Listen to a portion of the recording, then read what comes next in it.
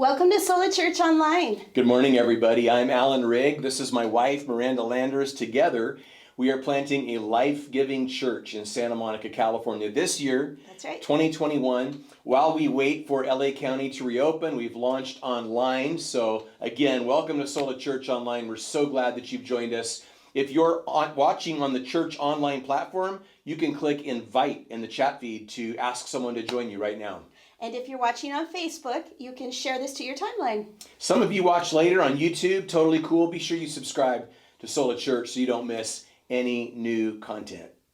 And this is an anniversary of sorts, right? Yeah, it is. You know, looking at the calendar, I couldn't help but think about this same time last year. It was actually this week that we went live with our website. We dropped the rollout video. We did our very first posts on the Sola Church social media, Facebook, Instagram, Twitter. And I mean, we never, ever could have known. We never would have dreamed or imagined that the very next week, the whole world was going to shut down. And so, I mean, what a different year it's been than the one that we anticipated. No kidding. You know, things like recruiting and fundraising have been virtually impossible. You know, how do you build a team, or how do you build a launch budget during a pandemic? This is like uncharted territory. So, you know, a fall 2020 launch turned into a spring 2021 launch, and that has turned into a fall 2021 launch. So we are hopeful. This is just a tentative launch date, but we hope to launch the same weekend this year that we had planned to launch last year. Right. The second weekend of September, which this year would be September 12th. That's our tentative in-person launch date. So back up 6 months, and we're going to have our first startup party of the year. Yay. This coming weekend. Yeah, we'll talk more about that a little bit later in the service, but can't wait for that. And you know, as I think back on this past year through all the setbacks and the challenges, Yeah. God has been faithful. Yeah, he has. And it's incredible to think of how much we've been able to do, and how amazing it is that we've met so many incredible people through our small groups and all of the things that we've been able to do online. That's right. And so right now, let's worship.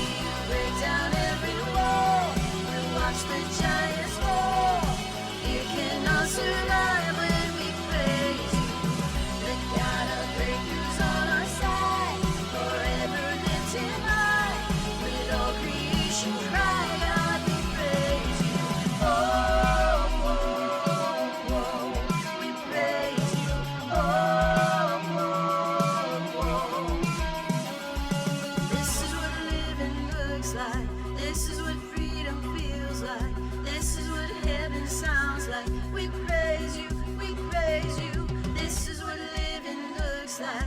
This is what freedom feels like. This is what heaven sounds like. We praise you, we praise you. This is what living looks like. This is what freedom feels like.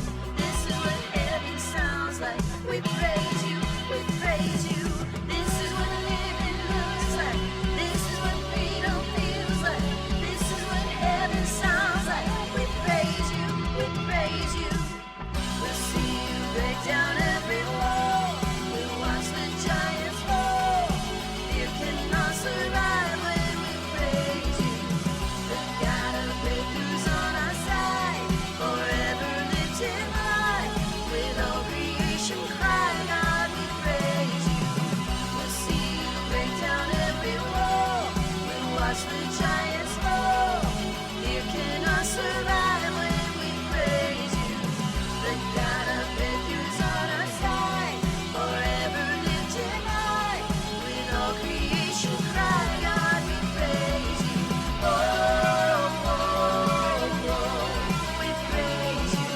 Oh, oh, oh, we praise you. Oh, oh, we praise you. Oh, we praise you.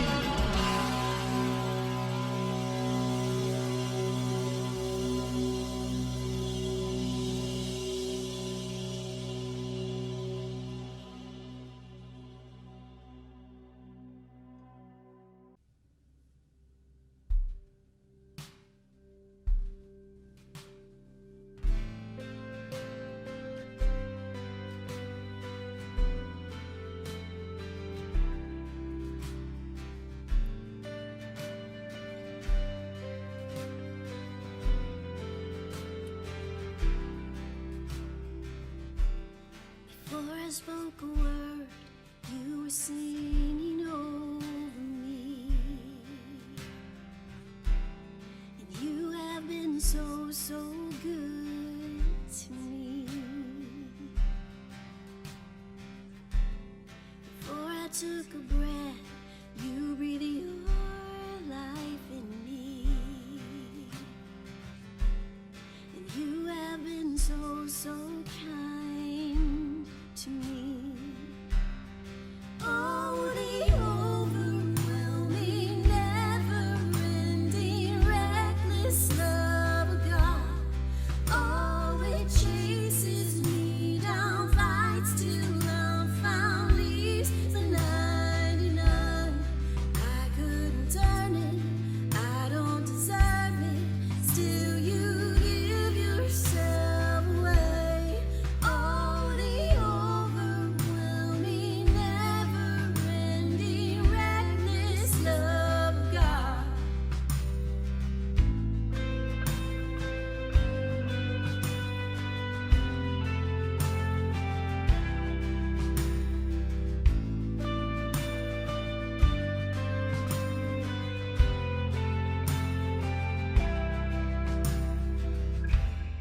When I was your foe, still your love fought for me. You have been so, so good to me. I felt no worth, you paid it all for me. And you have been so, so kind to me. Oh,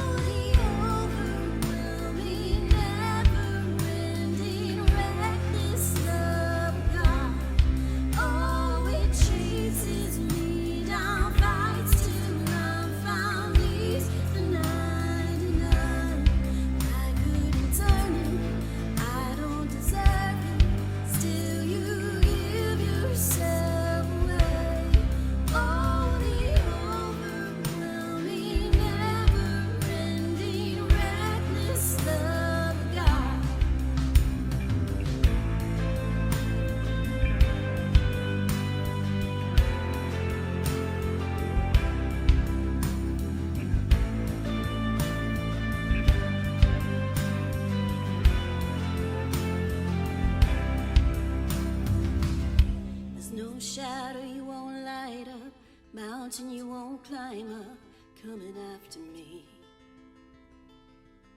There's no wall you won't kick down, lie you won't tear down, coming after me. There's no shadow you won't light up, mountain you won't climb up, coming after me. There's no wall you won't kick down, lie you won't tear down, coming after me. There's no shadow you won't light up, mountain you won't climb up, coming after me. There's no wall you won't kick down, lie you won't tear down, coming after me. There's no shadow you won't light up, mountain you won't climb up, coming after me. There's no wall you won't kick down, lie you won't tear down, coming after me. There's no shadow you won't light up, mountain you won't climb up, coming after me. There's no wall you won't kick down, lie you won't tear down, coming after me. Oh, the overwhelming, never-ending reckless love of God. Oh, it chases me down, fights till love found me. The 99, I couldn't turn it, I don't deserve it. Still, you give yourself away. Oh, the overwhelming, never-ending, reckless love of God.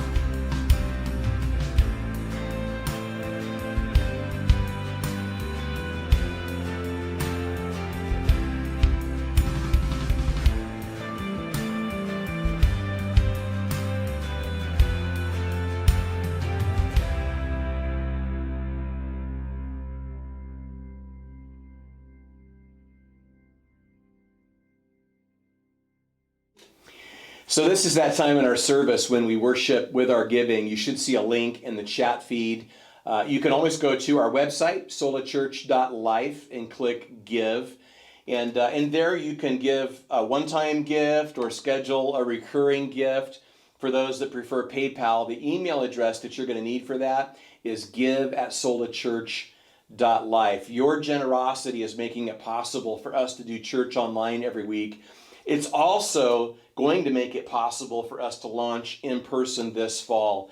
To this point, we've raised about 10% of our projected launch budget, and in a pandemic year, I think that's something to celebrate. Yeah. But we've got a ways to go, and we're believing God to get us there. And speaking of live person launch, I want to talk more about the startup party. Oh yeah, the startup party is only 1 week away. It's next Sunday, March 14th at 4 p.m. So that really sort of puts us on the clock. Like that starts a 6-month countdown to that in-person launch. But this will be a virtual event, a fast, fun 60-minute Zoom meeting. We're going to have food delivered to your door. We're going to play a trivia game. We're going to have some giveaways. Most importantly, together, we're going to talk about our vision for Sola Church, and we're going to give those of you that participate the opportunity to respond and to indicate your level of interest going forward. It's going to be super, super fun. And this is something that people need to register for. Yeah, it is. And specifically, it's for people who are in or near Santa Monica. So, like, we've got launch team members in 4 counties. We got people in LA County, Ventura County, Riverside County, San Bernardino County. There's someone registered for the startup party who's in San Diego County. That's like a 5th county represented. But the idea is for people in or near West LA, people who could see themselves driving to Santa Monica to attend church in person on a Sunday morning when we launch this fall. So yeah, as far as the registration goes, we've actually added a page to our webpage. So if you go to solachurch.life, you can click in the menu bar, you can click Startup Party, and that will take you to a page that has more details about the startup party and the registration form. Yeah, and really ideally you do that by this Friday. a couple days before the event, Right. so we know for sure to get the food order in and all that good stuff. You don't want to miss out on that part. No, that's the best part. Well, that all sounds good. And let's get into our time of teaching. Well, let's turn once again to the happiest book in the Bible, Philippians. Chapter 3 this time. We're in a message series called Navigating the New Normal. What makes Philippians the happiest book in the Bible? It's the happy words. Words like glad, joy, and rejoice that appear 18 times. Why navigating the new normal? Well, when Paul wrote this letter to the church in Philippi, he was in the middle of a lockdown of his own. He was under house arrest in Rome. And just like us, he didn't know how long it would last or if his life would ever be the same. But what Paul discovered was that by focusing not on what was happening to him, but on what was happening in him, he could turn his house arrest into a house party. So last time we talked about being super achieving, but this weekend we want to talk about how those who don't just survive, but who thrive in lockdown are goal-directed. Now, that means having a purpose. In verse 14, we're going to see that Paul says, I press toward the goal. So Paul had purpose. Paul was purposeful. He was goal-directed. We're going to talk about the need to clarify, identify, and simplify the goals in our lives. So let's start with clarify. I'm going to read this whole paragraph, in fact, 2 paragraphs, beginning in verse 12. It says, not that I have already attained or am already perfected, but I press on that I may lay hold of that for which Christ Jesus has also laid hold of me. Brethren, I do not count myself to have apprehended, but one thing I do, forgetting those things which are behind and reaching forward to those things which are ahead, I press toward the goal for the prize of the upward call of God in Christ Jesus. Therefore, let us, as many as are mature, have this mind. And if in anything you think otherwise, God will reveal even this to you. Nevertheless, to the degree that we have already attained, let us walk by the same rule. Let us be of the same mind. So, we're talking first about the need to clarify our goals. And you notice the marathon motif in verse 14. Paul was using running as a metaphor for life. If he were writing in the 21st century, he might have had the Boston Marathon in mind. Because he was writing in the 1st century, he no doubt had the Olympic Games in ancient Greece in mind. And so Paul pictures himself as runner, his lifetime goals as the finish line. Lifetime goals, what are those? Well, those are the things that you want to achieve in your lifetime. What are your lifetime goals? Do you know? Paul did. I mean, most people haven't considered what they want to achieve in their lifetime. They may have no specific measurable goals in areas of their life like career, education, family, finances, physical well-being, and that's a problem because we have to clarify our lifetime goals in order to have clarity about our personal goals, those things that are the midterm, the short-term range. And we have to clarify those personal goals in order to have clarity with regard to our daily to-do list. Just to illustrate, using fitness as an illustration, if your lifetime goal was to win the Boston Marathon, well, your personal goal might be to run a 5K and then to improve your personal best time. Your daily to-do list would include things like a training program. So in life, if you don't know where you're going, you can't know how to get there. I don't know about you guys, but I love GPS. I love that app called Waze. And the thing is, when you open Waze on the front end of a trip, it asks, where to? And that's a very important question because if you have no destination, you get no driving directions. So when you think about your own life, it's the same way. Is your daily to-do list aligned with your personal goals? And are your personal goals aligned with your lifetime goals? This is so important, but it's not the most important thing. The most important thing is this. Are your lifetime goals aligned with God's goals for your life? I mean, you notice there at the end of verse 12, Paul talks about that for which Christ laid hold of me. So it's not just about having purpose, but it's about having Christ's purpose.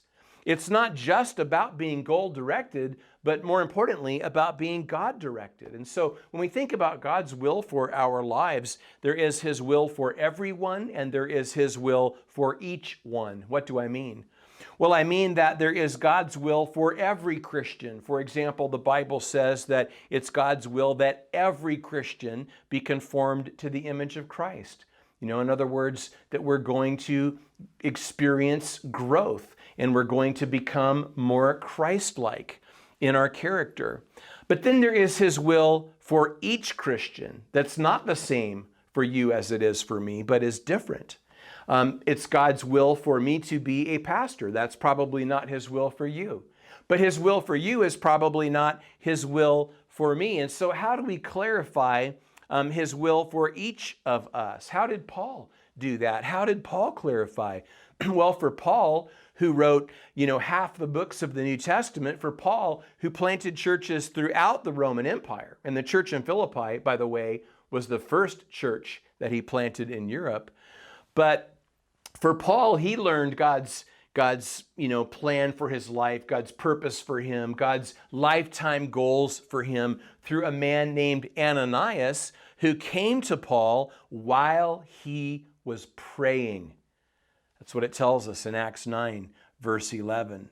And so we need to pray. We need to ask God what His will is for us, what His lifetime goals are for us. Ask God, what do you want to accomplish in me and through me in my lifetime? What are your lifetime goals for me? What is your purpose for my life? The truth is that we can achieve our goals for us and still be unhappy, still know nothing of the happiness, the joy that Paul writes about in this book.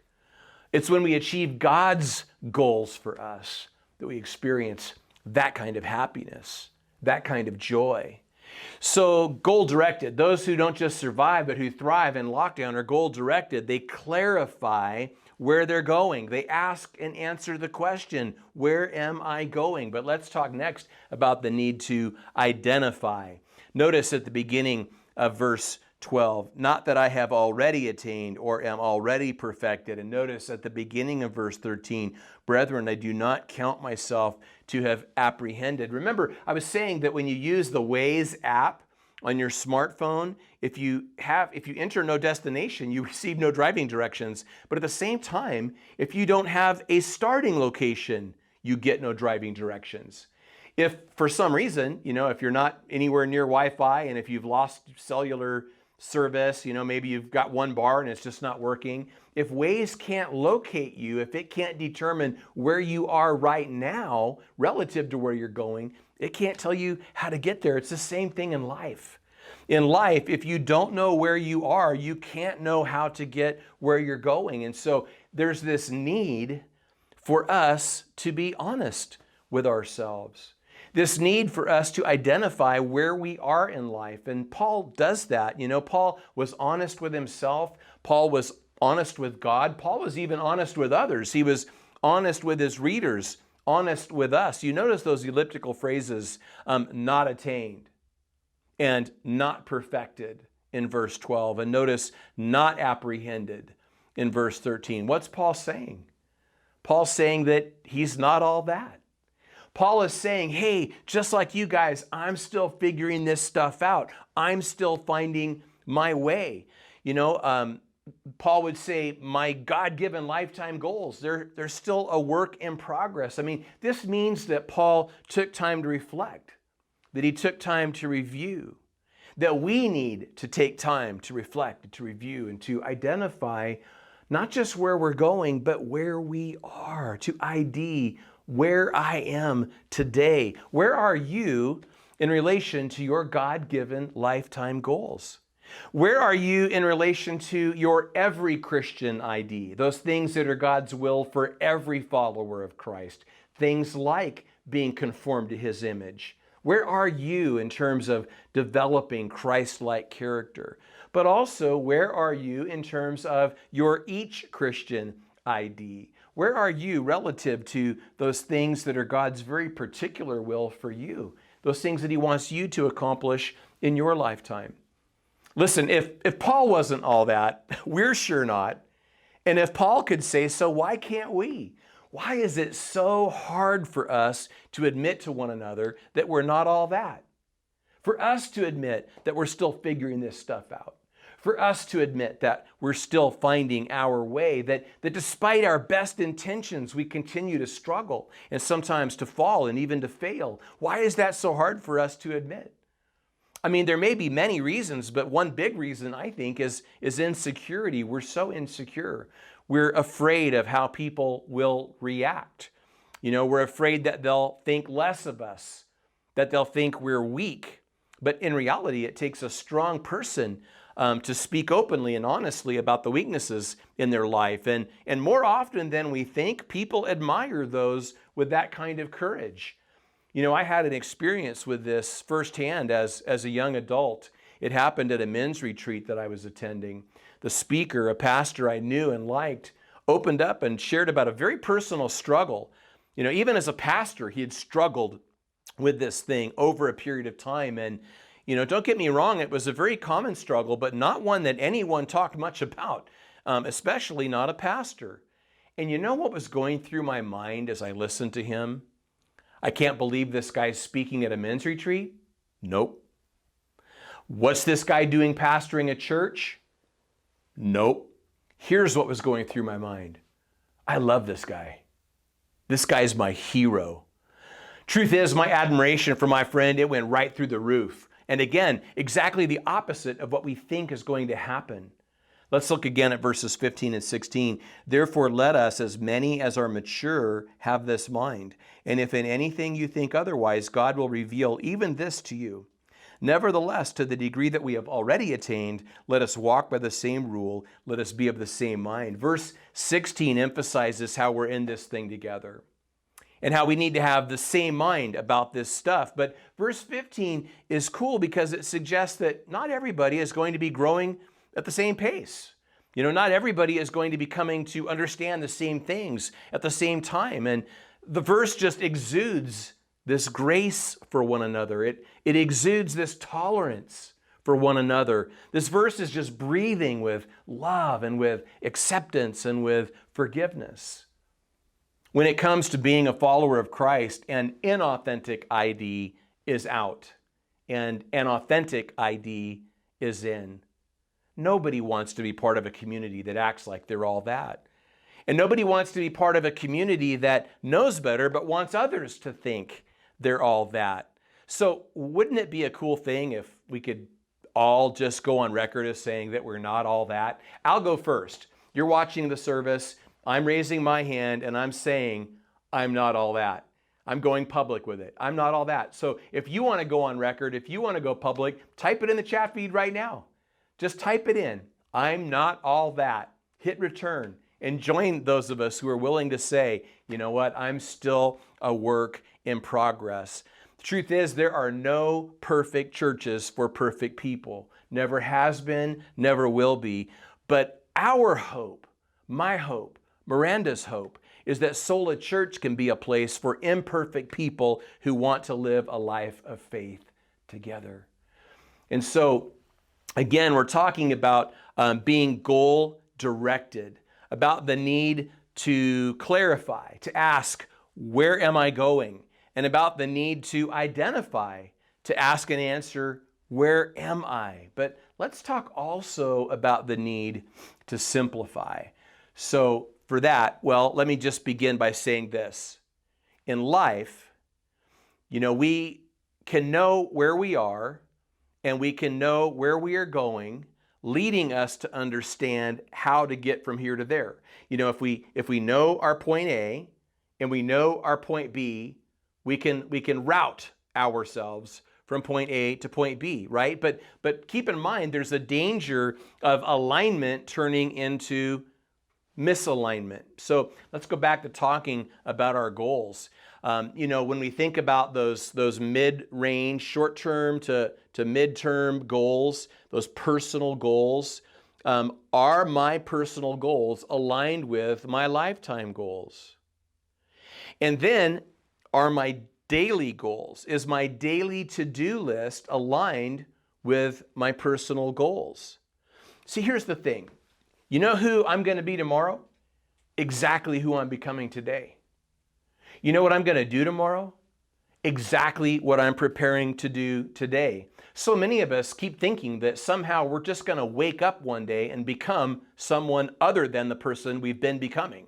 That we're going to wake up one day and we're going to begin to do something other than the things that we've been preparing to do. And it doesn't work like that.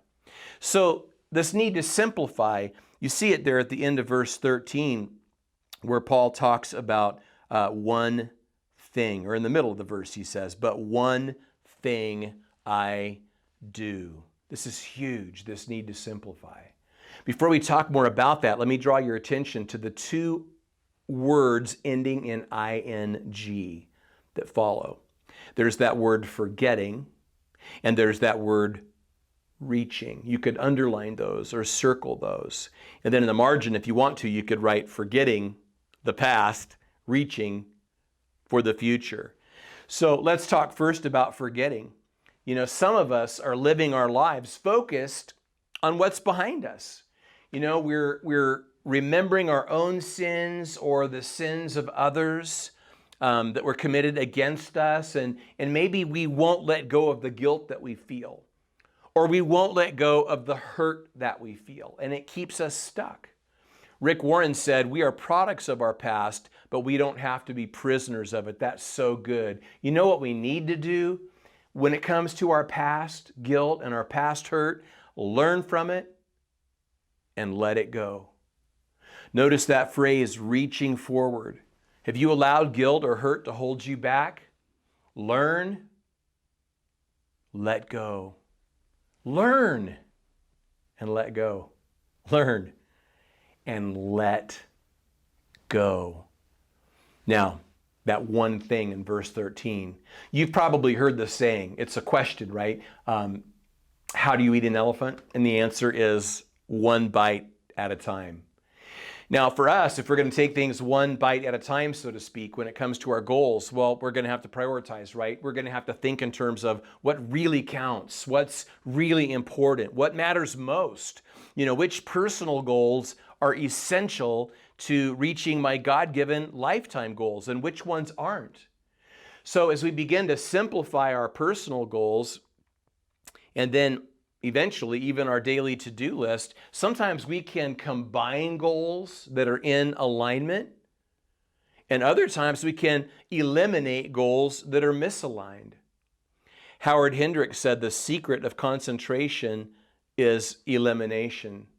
So let me share one little secret with you that I think could be helpful, because we need to think not only about our daily to-do list as we move toward these personal goals, moving ultimately toward our lifetime goals, thinking not only about our daily to-do list, but we need to think about our daily not to-do list.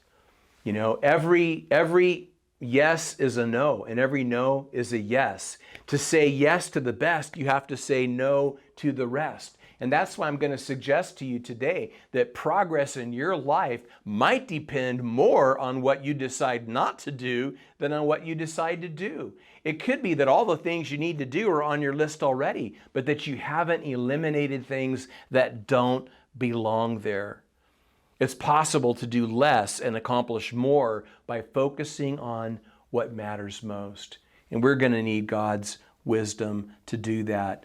People who don't just survive, but who thrive even in lockdown are people who are goal-directed. They clarify by asking, where am I going? They identify by asking, where am I? And they simplify by asking, how am I going to get there? It was, again, a year ago this month that the stay-at-home order came in California. None of us could have imagined a year ago as we began the last normal week that we would know for a long time. In fact, we haven't known a normal week since. Couldn't have imagined what the year would hold, right? I mean, so many people got sick, and our hearts ache for all those who lost loved ones. There were also, of course, people who lost jobs or who lost their business, and many others who feel like they lost some other thing, who are grieving some other thing. Our lives have been disrupted. Like every single one of us have had our lives disrupted. For us, our plan to launch a life-giving church in Santa Monica on September 13th, 2020 was disrupted and has been pushed back an entire year now. What kind of disruptions have you experienced? Have you grieved the loss of some of those things? You know, in the midst of the grief, which is very real, and in this series, we've given ourselves permission to feel our feelings. But in the midst of the grief, there is, for many of us, a gift. And that gift has been space to reevaluate, space to look at our lives, to think about where we're going, to think about where we are, to think about how we're going to get from where we are to where we're going. This has given so many of us an opportunity to recognize that perhaps we were on the wrong track, or that the things that we were doing would never get us where we were going. It's been an opportunity to do a reset. Man, could we use a reset, right? Like, who could use a reset in their life right now? Come on, we could all use the opportunity to just do a reset on our lives. And right now we have an opportunity like we've never had before to do that. An opportunity to change our direction, an opportunity to change our route, an opportunity even for a fresh start, for a new beginning, even to reinvent ourselves in some way. And I hope and pray that we can all do that with God's goals for our lives in mind. Let's just have a word of prayer right now. Father, I just think about, again, how many of our lives have been disrupted, and how it's natural and normal for us to feel grief over the delays and the disappointments, and for many people, just the deep sense of loss. People have truly suffered significant, life-altering losses. I pray that as we grieve those things, as we feel our feelings, that we will pause to see the gift that is here for us, to just sort of rethink everything, to sort of reevaluate everything. So many of us need to hit refresh. So many of us need to reboot. So many of us need a restart in our lives. And I pray that we could take advantage of this opportunity to do that. Those who've never trusted you to forgive them and to lead them, doing that now. Those of us who've just sort of lost our way, to get back on track now. For those of us that have seen our hopes and our dreams delayed, to not lose hope, but to have our hope renewed, and to just follow hard after you, even in these tough times. We're so grateful for the progress that's being made. We're so thankful for, the very real hope and anticipation that even if it's a new normal, that things are getting better, and that we're going to settle into something that's new and something that's so much more workable. It's an exciting time in the sense of what do you have? Even for us as we launch Sola Church in West LA, it's an exciting time. Lord, what do you want to do? What lives do you want to touch? What lives do you want to change? What amazing stories are going to be told about the release of your power in people's lives, about the miracles that you're going to do in people's lives. Lord, we just lift all of these things up to you in the name of your Son, Jesus. Amen. And now it's time to fill out a connection card. Yeah, so you should see a link in the chat feed. You can always go to our website, solachurch.life, and click contact. That's where the connection card lives. It's your way of letting us know that you've attended this online service today. There's also some check boxes there for those who may want to participate in a virtual small group, which we have every week. those who may want to join the launch team as we build that team for launch weekend this fall. And there's also a box there for the startup party, though we've now created a separate page for that. If you fill out a connection card, you can click a box to cover that base there as well. And of course, we still meet every Sunday morning online.